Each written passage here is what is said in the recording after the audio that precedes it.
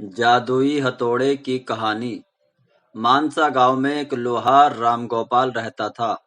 उसका एक भरा पूरा परिवार था, जिसका लालन पालन करने के लिए उसे कई बार दिन रात काम करना पड़ता था। रोज की तरह आज भी काम पर जाने से पहले राम गोपाल ने अपने खाने का डिब्बा बांधने के लिए अपनी पत्नी से कहा।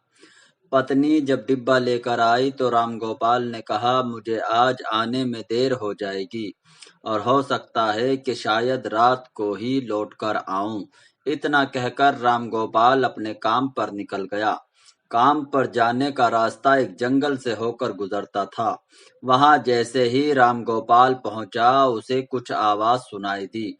जैसे ही राम गोपाल उसके पास को गया तो उसने देखा कि एक साधु भगवान का मंत्र जपने के साथ ही हंस रहा है। हैरान होकर रामगोपाल ने पूछा, आप ठीक हैं? उस साधु को रामगोपाल नहीं जानता था, लेकिन साधु ने एकदम से उसका नाम लेकर कहा, आओ रामगोपाल बेटा, मैं तुम्हारा ही इंतजार कर रहा था। मैं भूखा हूँ, मुझे अपने खाने के डिब्बे से कुछ खिला दो। बाबा ने उसका नाम जैसे ही लिया तो वो अपना नाम सुनकर रामगोपाल हैरान हो गया, लेकिन उसने कोई सवाल नहीं किया और सीधा अपना खाने का डिब्बा निकालकर उन्हें दे दिया। देखते ही देखते बाबा ने रामगोपाल का सारा खाना खा लिया।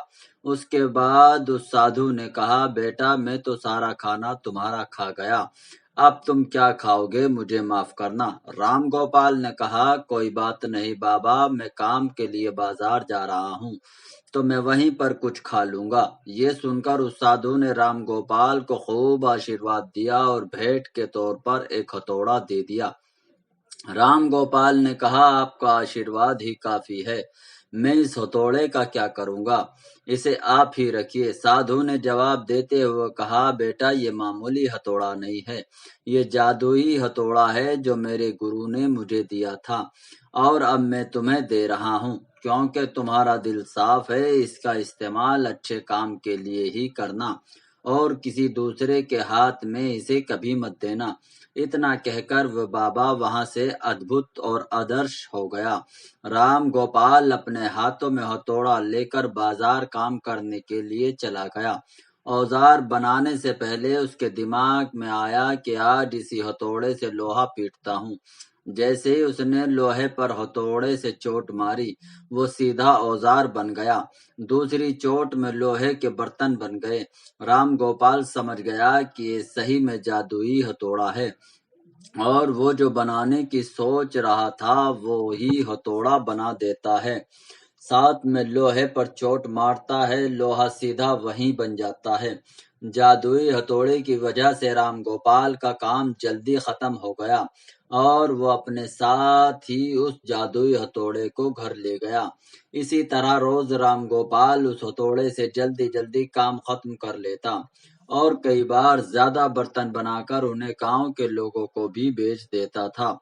धीरे धीरे उसके घर के हालात पहले से कुछ ठीक होने लगे।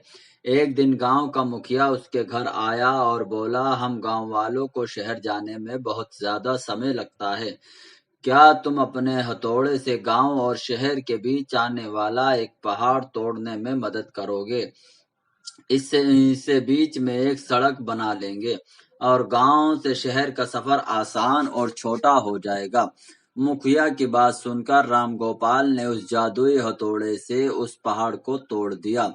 मुखिया और गांव के लोग बहुत खुश हुए और उसे खूब शाबाशी दी। पहाड़ तोड़ने के बाद घर लौटते समय लोहार के मन में हुआ कि इस जादुई हथौड़े से मेरा काम जल्दी हो जाता है, लेकिन कुछ ज्यादा फायदा तो हो नहीं रहा है। इसी सोच में डूबे हुए लोहार घर जाने की जगह दुखी होकर जंगल की तरफ चला गया। उस जंगल में वही साधु बाबा लोहार को दोबारा दिखा। लोहार ने उन्हें अपने मन की सारी बातें बता दी। साधु ने कहा, इसका उपयोग सिर्फ औजार और बर्तन बनाने व पहाड़ तोड़ने तक ही सीमित नहीं है, इससे तुम अपने मन का कुछ भी बना सकते हो और किसी भी कठिन चीज को आसानी से तोड़ सकते हो। राम गोपाल ने अच्छे से साधु बाबा से उस जादुई हथौड़े का इस्तेमाल करने को सीख लिया। इसके बाद राम गोपाल ने बहुत धन कमाया। आज राम गोपाल एक अमीर आदमी बन गया है। अभी भी वो हथौड़ा उसके पास मौजूद है। वो जादुई हथौड़ा कभी कभी इस्तेमाल करता है। तो बच्चों, इस कहानी से हमें क्या सीख मिली?